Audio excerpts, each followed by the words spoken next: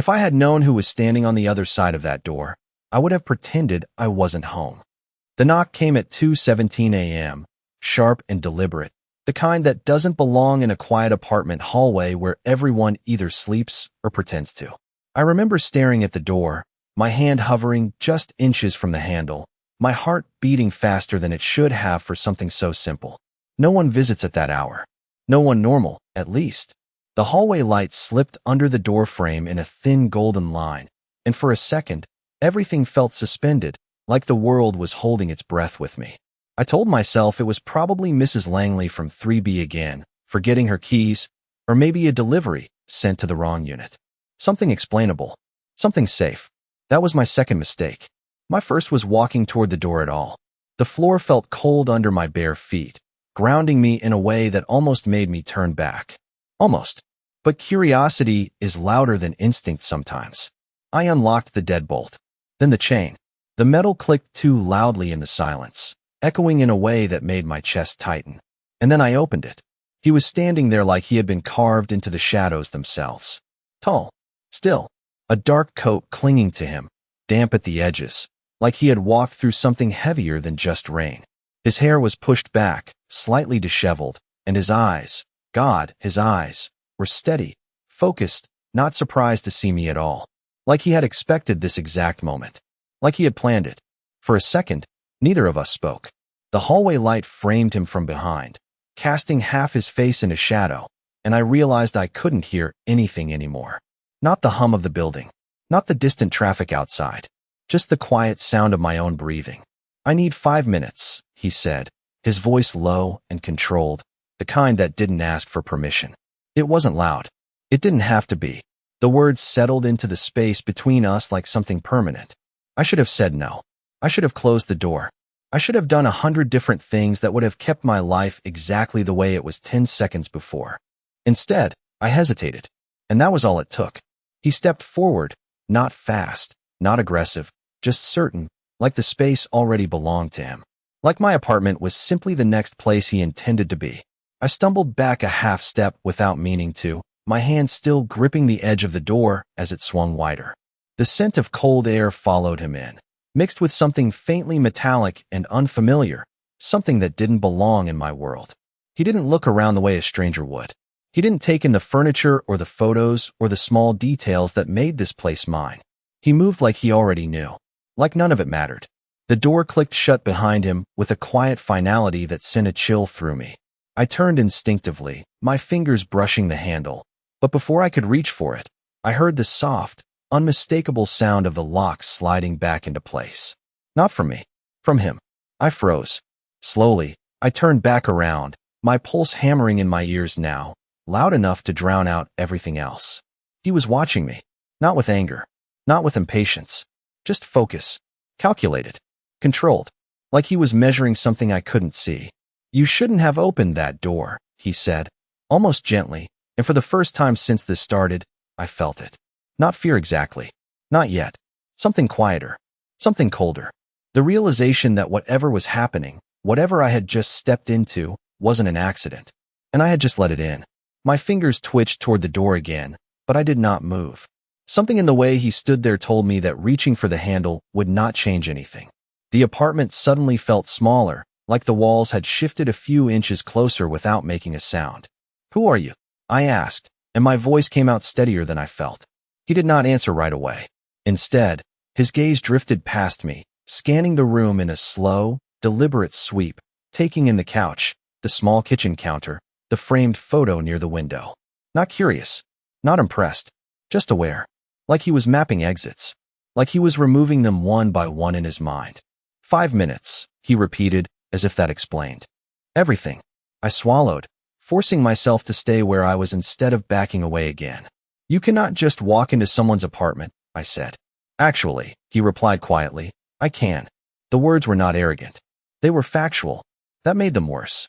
A faint sound came from the hallway outside, footsteps passing by, distant, ordinary.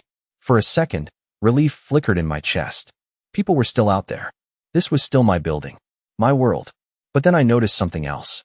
The usual hum of voices, the television from 2A, the elevator ding down the hall. Gone. The silence was too clean, too complete, as if something had pressed pause on everything beyond these walls. My eyes flicked back to him. He had not moved much, but his posture had shifted just enough to block the direct path to the door. Not aggressively, just enough. Intentional. My pulse picked up again. You should leave, I said, softer this time. Not a demand. A hope. He studied me for a moment, his expression unreadable, then exhaled slowly, like he was deciding something. That is not an option tonight. The words settled heavily in the air. I felt them more than I heard them. My arms crossed instinctively over my chest, not for warmth, but for something to hold on to. Why? I asked. Why here? That was when his hand moved, slow and controlled, reaching inside his coat. Every muscle in my body tensed, my breath catching before I could stop it. He noticed. Of course he noticed. His eyes flicked up to mine, a brief flash of something I could not name crossing his face. Not amusement. Not exactly. Something closer to recognition. Then he pulled his hand back out, empty except for a small device that looked like a phone but was not. He pressed something on the side. A soft click followed. Nothing dramatic. No alarms. No lights. But the air shifted again, subtle and wrong, like a signal had just been cut. What did you just do? I asked. Made sure no one interrupts us, he said. My stomach dropped. I thought about my own phone on the kitchen counter, just a few steps away. I could grab it. Call someone. Do something. But the way he said it made me hesitate. Like he already knew every move I was about to consider. Like he had already accounted for them. He took a step closer then, not enough to invade my space, but enough that I could see the faint tension in his jaw, the controlled way he held himself together. Up close, I noticed it. The slight unevenness in his breathing. The way one side of his coat hung just a fraction lower than the other. Something was wrong. Not obvious. Not dramatic. But there. You are hurt, I said before I could stop myself. His gaze sharpened immediately, locking onto mine with renewed intensity. For a second, I thought I had said the wrong thing, that I had crossed some invisible line. Then, slowly, almost imperceptibly, he nodded once. I need those 5 minutes, he said again, quieter this time. And somehow, that was the moment everything changed. Because it was no longer just about him being here. It was about why he could not leave. It should have been easy to say no, to point at the door, to tell him to get out, to reclaim the small, ordinary space that had always been mine. But the words never came. Instead, I found myself stepping aside, just enough to let him move further into the apartment, as if my body had already accepted something my mind was still trying to fight. He did not thank me. He did not hesitate. He moved past me with that same quiet certainty, heading toward the couch like he had already chosen it before he ever crossed the threshold. I watched him carefully, every sense heightened, every instinct caught somewhere between fear and something else I did not want to name. He lowered himself onto the edge of the couch with controlled precision, like sitting down required more effort than he was willing to show. Up close, the details became clearer. The faint tension in his shoulders. The way his breathing hitched almost imperceptibly every few seconds. The subtle stiffness in his movements. Whatever was wrong with him, it was getting worse. There is a first aid kit under the sink, I said before I could stop myself. The words slipped out, automatic, the result of habit more than choice. For a second, I hated myself for it. For offering help to a man who had walked into my home and taken control of it without asking. But he did not react the way I expected. He did not smile. He did not soften. He just looked at me, really looked this time, like he was trying to decide something important. Bring it, he said quietly. Not a demand. Not exactly. But not a request either. I hesitated, my eyes flicking toward the kitchen, then back to him. This was the moment. I could refuse. I could create distance again. I could try to take back control. Instead, I turned and walked to the sink. My hands felt unsteady as I reached into the cabinet, pulling out the small plastic box I had not touched in months. It suddenly felt heavier than it should have. When I turned back around, he had not moved much, but his gaze followed me the entire way back, tracking every step like nothing about me escaped his attention. I set the kit down on the coffee table, keeping a careful distance between us. I am not a doctor, I said quickly, as if that might protect me from whatever came next. I know, he replied. You are observant. The way he said it made my chest tighten again, like being seen was somehow more dangerous than being threatened. He reached for the kit, his movements slower now, more deliberate, and for a moment, I thought he might open it himself. But then he stopped, his hand hovering over it, and looked back at me. "You should do it," he said. I blinked, caught off guard. "Why?" The question slipped out before I could stop it. He held my gaze, steady and unflinching. "Because if I do it, I will not be able to watch the door." The words landed heavily. I turned instinctively, my eyes flicking toward the apartment entrance. It looked the same. Quiet. Closed. But suddenly, it did not feel like a barrier anymore. It felt like something temporary. Something fragile. "No one is coming," I said, more to convince myself than him. He did not answer right away. Instead, he leaned back slightly, the faintest sign of strain crossing his face before it disappeared just as quickly. "They always come," he said softly. The certainty in his voice made something cold settle in my stomach. I looked at the kid again, then at him, then back at the door. Every instinct told me to run, but my feet did not move. Slowly, I stepped closer, reaching for the kid again, my fingers brushing against his as I picked it up. The contact was brief, accidental, but it sent a sharp awareness through me, like touching something charged with quiet energy. I knelt down in front of him, keeping my movements careful, controlled, like any sudden motion might break whatever fragile balance we were standing on. "Do not move," I said, my voice barely above a whisper. And for the first time since he walked in, he actually listened. My hands were steady, but only because I forced them to be. The moment I opened the kit, the quiet reality of what I was doing settled over me in a way that made my chest tighten. I was kneeling in front of a stranger who had taken control of my apartment, who spoke like someone used to being obeyed, and I was about to help him like this was normal. Like any of this made sense. "Where?" I asked, keeping my voice low, focused on the task instead of the situation. He did not answer with words. Instead, he shifted slightly, just enough to reveal the source of what I had already sensed. I inhaled slowly, forcing myself not to react, not to let anything show on my face. It was not dramatic, not the kind of thing that belonged in movies, but it was enough. Enough to explain the tension in his posture, the controlled way he moved, the reason he needed those 5 minutes. "You should have gone to a hospital," I said quietly, reaching for clean gauze, my fingers brushing against the supplies with careful precision. "That would not have been wise," he replied, his tone calm, almost detached, as if we were discussing something ordinary. I nodded slightly, even though I did not understand the full reason behind it. I did not need to. The way he said it told me enough. I focused on what I could control, the small, immediate actions. The way my hands worked, methodical and deliberate, as I cleaned and secured what needed attention. The room felt different now. Smaller, quieter. The air between us charged with something I could not fully define. He watched me the entire time. Not openly, not in a way that made me want to pull away, but I could feel it. That steady, unbroken attention, like he was cataloging every movement, every hesitation, every breath. "You are not afraid," he said after a moment, his voice softer than before. I paused briefly, just long enough for him to notice. "I am," I answered honestly. "I am just choosing not to act like it." There was a faint shift in his expression then, something subtle, almost imperceptible, but real. Like that answer meant something to him. Like it changed the way he saw me, even if only slightly. I finished what I could, my hands slowing as I realized there was nothing more to do without crossing into territory I was not prepared for.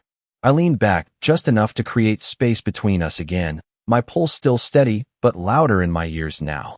"That should help for now," I said. He did not respond immediately. His gaze dropped briefly to where my hands had been, then lifted back to my face, studying me with that same quiet intensity. "You did not ask who I am," he said. It was not a question. I hesitated, then let out a small breath. "I do not think it would change anything if I did," I replied. That earned a different reaction. Not quite a smile, but something close. Something that felt dangerous in a completely different way. "It would change everything," he said. The words lingered in the air between us, heavier than they should have been. Before I could respond, a sound cut through the silence. Soft, distant, but unmistakable. Footsteps. Not inside the apartment. Not yet, but close enough to matter. My head turned instantly toward the door, my body going still as my mind caught up to what my instincts had already recognized. He did not move. Not right away, but the shift in him was immediate. The calm, Controlled presence sharpened into something else. Focused. Precise. Ready. Stay where you are, he said quietly. This time, it was not a suggestion. It was a line being drawn. And for reasons I could not fully explain, I listened. The sound came again, clearer this time. Slow. Measured. Not the careless steps of a neighbor heading to bed. Not the distracted rhythm of someone checking their mail. These were intentional. Each step placed with purpose. My breath caught without permission, my body going still in a way that felt instinctive, like some part of me already understood what my mind was still trying to deny. He was right. Someone was coming. I looked at him, my eyes searching his face for something I could hold on to, some sign that this was not as serious as it felt. But whatever calm he had shown before was gone now, replaced by something sharper. Focused. Controlled in a different way. Like every part of him had aligned toward a single outcome. Do not move, he repeated, his voice barely above a whisper, but stronger this time. Not louder. Just absolute. I nodded before I realized I was doing it. My fingers tightened slightly against the edge of the couch as I stayed exactly where I was, every sense stretching toward the door. The footsteps stopped just outside. Right there. Close enough that I could almost picture the person on the other side. Close enough that I could feel the weight of their presence pressing through the thin barrier of wood and metal. Silence followed. Thick. Heavy. Waiting. My heart was beating so loudly now I was sure it could be heard from the hallway. I held my breath without meaning to, afraid that even the smallest sound might give something away. Then came the softest sound of all. A faint brush against the door. Not a knock. Not yet. Just contact. Testing. My stomach dropped. I turned my head slightly, just enough to see him from the corner of my eye. He had not moved toward the door. He had not reached for anything. But there was a stillness in him that felt more dangerous than action, like he was already 3 steps ahead of whatever was about to happen. The handle shifted, just slightly, a small movement that would have gone unnoticed any other night. But now it felt deafening. The lock held. Of course it did. But whoever was out there knew it would. The handle returned to its original position with quiet precision. Another pause. Then a voice. Low. Muffled through the door. Not loud enough to make out words. Just enough to confirm what we both already knew. This was not random. This was not a mistake. They were looking for something. Or someone. My gaze snapped back to him, the question forming before I could stop it. Are they here for you? I whispered. He did not answer immediately. His eyes remained on the door, unblinking, calculating. Then, slowly, he nodded once. That was enough. The room seemed to tilt slightly, the reality of the situation settling into place in a way that made everything feel sharper, colder. I was not just caught in something unexpected. I was now part of it, whether I wanted to be or not. Another sound came from outside. A second set of footsteps this time. Then a third. The presence multiplied, quiet but unmistakable. I felt my throat tighten, my hands going colder by the second. What do I do? I asked, my voice barely holding steady. That finally pulled his attention back to me. For a brief moment, the intensity in his gaze shifted, softening just enough to register something else. Not fear. Not concern exactly. Something closer to decision. You stay with me, he said. The words were simple, but the way he said them made something inside me shift. Not comfort. Not safety. But direction. Like there was a path through this, even if I could not see it yet. Outside, the silence stretched again, longer this time. Then, without warning, the footsteps began to move away. Slow at first, then fading. One by one, the sounds disappeared down the hallway until there was nothing left but the quiet hum of the building returning, piece by piece, like the world was slowly unpausing itself. I let out a breath I did not realize I had been holding, my shoulders lowering slightly as the tension eased just enough to think again. They are gone, I whispered. He did not relax. Not completely, but the sharp edge in him dulled slightly as he exhaled, slow and controlled. For now, he said. And somehow, those 2 words felt heavier than everything that had just happened. The silence that followed should have felt like relief, but it did not. It felt temporary, fragile, like something that could break again at any second. I stayed where I was, my body still tense, my eyes fixed on the door as if it might move on its own. He watched it too, but differently. Not with fear, not with uncertainty, with calculation. Like he was already adjusting to the next possibility before it even arrived. For now, I repeated quietly, the words settling heavier the second time. I turned my head slightly, looking at him more directly, searching for something I could understand. How long until they come back? He did not answer right away. His gaze lingered on the door for a moment longer before shifting back to me, slower this time, more deliberate. Long enough, he said. It was not a number. It was not reassurance. It was a statement. And somehow, that made it more unsettling. I let out a slow breath, trying to steady myself, trying to bring some kind of logic back into a situation that had none. You said 5 minutes. I reminded him, my voice quieter now, but firmer. It has been more than that. A faint shift crossed his expression, something almost thoughtful, like he had been keeping track in a different way. Time changed when they found the building, he replied. My stomach tightened again. Of course it had. Everything had. I pushed myself up from where I had been kneeling, creating distance, needing space to think even if there was nowhere to go. The apartment suddenly felt unfamiliar, like I was seeing it through someone else's perspective. Every corner, every shadow, every possible way in or out. And none of it felt safe anymore. You need to leave, I said again, this time more clearly. Not because I believed he would listen, but because I needed to say it. Needed to hear it out loud. His eyes followed me as I moved, calm but unyielding. That is not an option, he repeated. The same words, the same tone, but now they carried more weight. Because now I understood what was outside that door. I wrapped my arms around myself, not from cold, but from the pressure building in my chest. Then what happens? I asked. Do they come back, and what? I stopped myself, the thought unfinished but fully understood. He stood then, slower than before, but steady. Controlled. Always controlled. The shift in height changed everything. The space between us felt smaller again, the air heavier, charged with something unspoken. Then we are not here when they do, he said. My breath caught. I stared at him, trying to process what that meant. We. The word slipped out before I could stop it. He did not look away. You opened the door, he said quietly. That made you part of this. The words landed harder than anything else he had said so far. Not because they were threatening, but because they felt true in a way I could not argue with. I shook my head slightly, instinctively pushing back. That does not mean I go anywhere with you. Something in his expression shifted again, not anger, not frustration, just a deeper level of certainty. You are already in danger because of me, he said. Staying here does not remove that.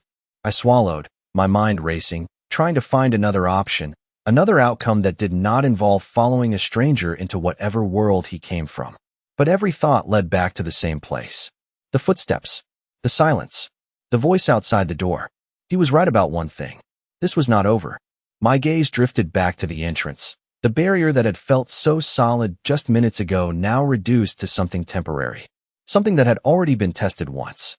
Where would we even go? I asked, my voice quieter now, less resistance, more reality.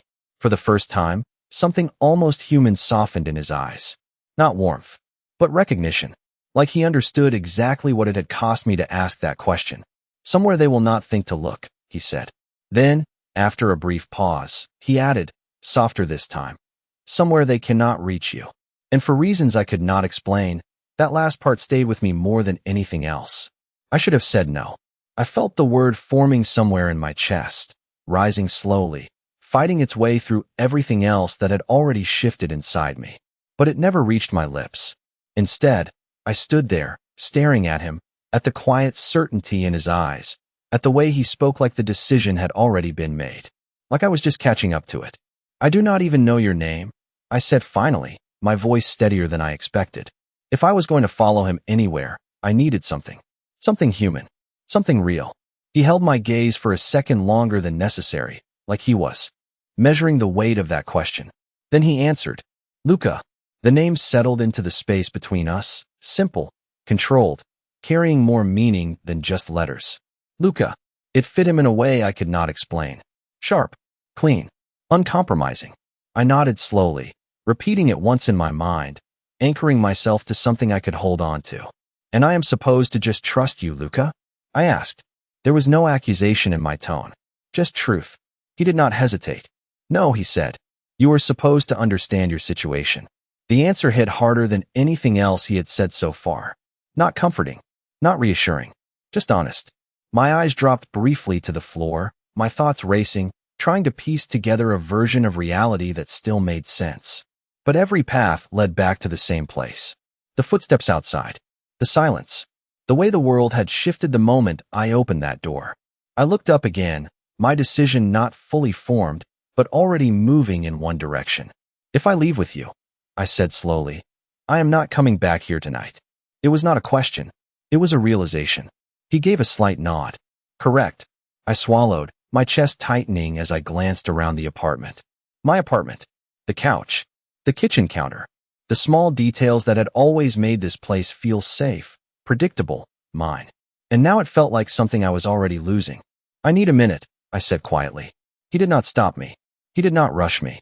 He just watched, his presence steady, unyielding, as I moved through the space one last time. I grabbed my phone from the counter, checking the screen out of habit, even though I already knew it would not work the way it should. No signal. Of course. I slipped it into my pocket anyway. Then my keys. My jacket. Small, automatic actions that made this feel almost normal, even when nothing about it was. When I turned back to him, he was already watching me, already waiting, like he had known exactly how this would go. "Stay close to me," he said. Not controlling, not forceful, but final. I nodded once, the motion small but decisive. My hand hovered near the door for a second, the same door that had started all of this, the same door that now felt like the line between two completely different versions of my life. I hesitated, just for a second. Then I unlocked it. The hallway looked the same. Quiet. Empty. Nothing out of place. But I knew better now. I stepped out first, my senses sharper than they had ever been, every sound amplified, every shadow holding weight. He followed immediately behind me, close enough that I could feel his presence without turning around. The door closed softly behind us, the sound barely audible, but final in a way I could not ignore.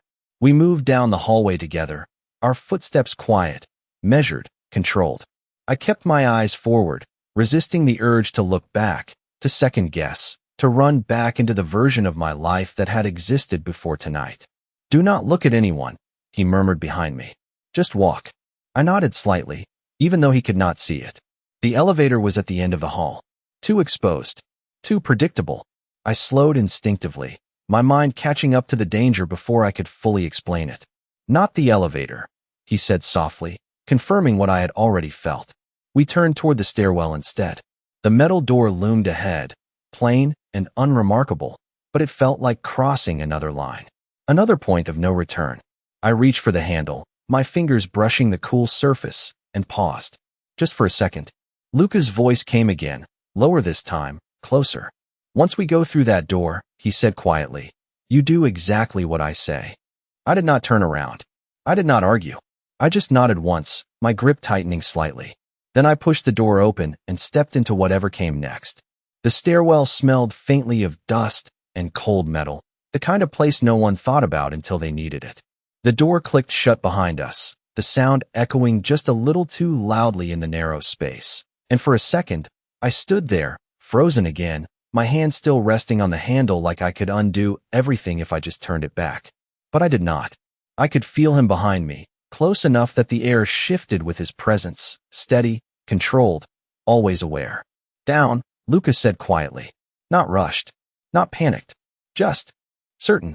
I nodded, even though he could not see it, and started moving, my hand sliding along the railing as we descended.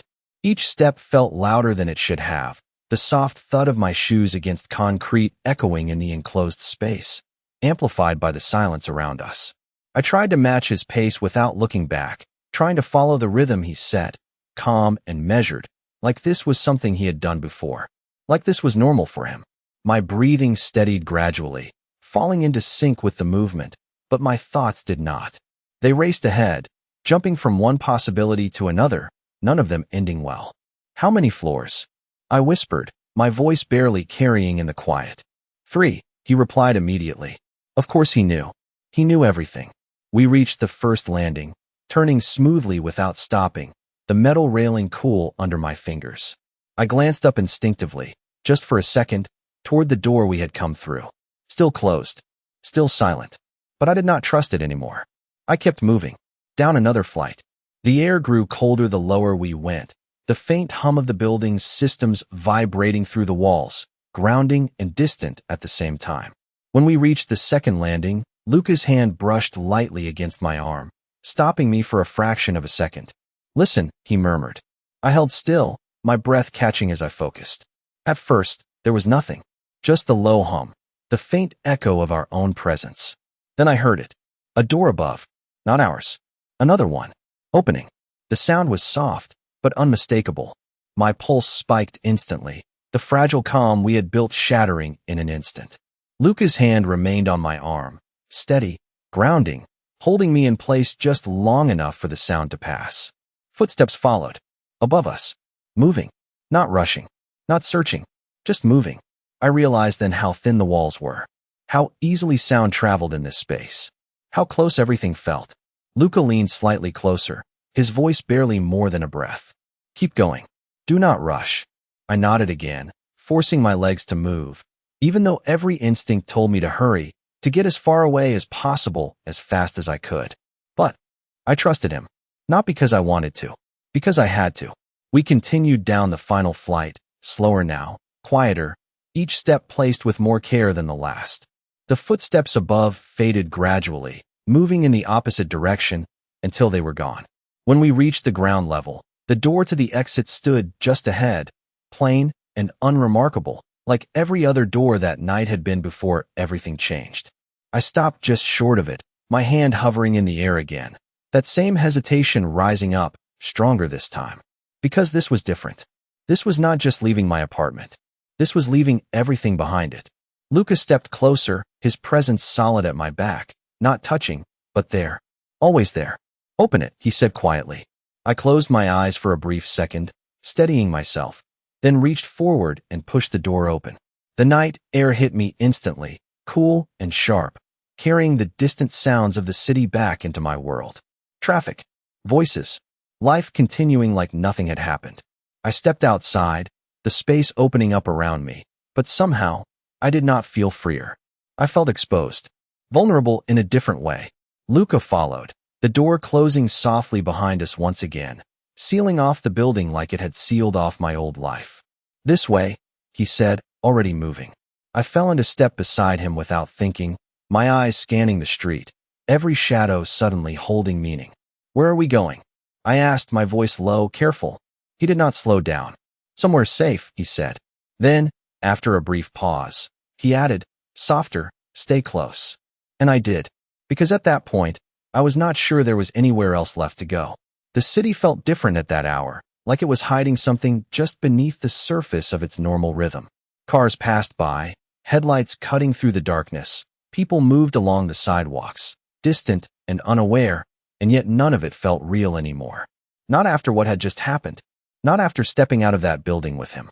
I kept pace beside Luca, matching his stride without thinking, my senses stretched thin, catching every movement, every sound, every shift in the air. He did not look back. He did not slow down. He moved with purpose, like he had already mapped out every step before we even reached the street. "Are they still looking?" I asked quietly, my voice barely rising above the hum of passing traffic. He did not answer immediately. His gaze scanned the street ahead, then briefly to the side, then back again, always moving, always calculating. "They do not stop," he said finally. The words were simple, but they carried weight in a way that made my chest tighten again. I glanced over my shoulder despite myself, the building already a few yards behind us, its windows dark and ordinary, giving no hint of what had just unfolded inside. It looked the same. Everything looked the same, but nothing was. "Then how is anywhere safe?" I asked. This time, he looked at me. Not for long. Just a brief moment, but enough to catch the shift in his expression. "Safe is relative," he said. I almost laughed, but the sound caught in my throat before it could fully form. Of course it was. Everything about this had become relative the moment I opened that door. We turned down a side street, quieter than the main road, the noise of the city softening just enough to make the space feel more contained. A dark sedan sat parked along the curb, unremarkable in every way, blending into the line of cars that stretched down the block. Luca headed straight for it. My steps slowed slightly as I realized where we were going. "That is yours?" I asked. He gave a small nod as he reached into his pocket, pulling out a key without breaking stride. "Get in," he said, his tone calm but firm. I hesitated for just a second, my hand hovering near the passenger door, the weight of everything pressing in again. This was another line. Another step deeper into something I did not understand. Something I could not control. I looked at him, searching his face one more time for something I could trust. Something real. "You said somewhere they cannot reach me," I said quietly. "How do you know that place exists?" He met my gaze fully this time. No hesitation, no uncertainty. "Because I control it," he said. The certainty in his voice was absolute. Not arrogance. Not bravado. Just fact. I swallowed, the answer settling into me in a way that made my decision feel smaller, inevitable. Slowly, I opened the door and slid into the seat, the interior cool and silent around me. The world outside suddenly felt farther away, muted behind glass and metal. Luca moved around the front of the car, getting in beside me with the same controlled efficiency he had shown all night. The engine started with a low hum, steady and quiet, like everything else about him. For a moment, neither of us spoke. The streetlights cast soft shadows across the windshield, shifting as the car pulled away from the curb and merged into the slow flow of traffic. I stared ahead, my hands resting in my lap, trying to steady the storm of thoughts still moving through me. "What happens now?" I asked finally, my voice softer than before, less resistance, more reality. He did not look at me this time. His eyes stayed on the road, focused, precise, always aware. "Now," he said calmly, "you stay close to me."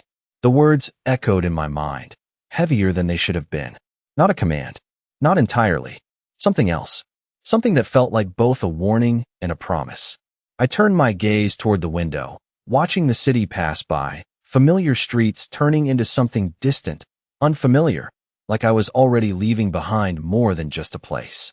I thought about the door, the knock, the moment everything changed.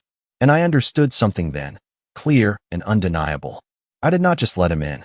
I let everything that came with him in too.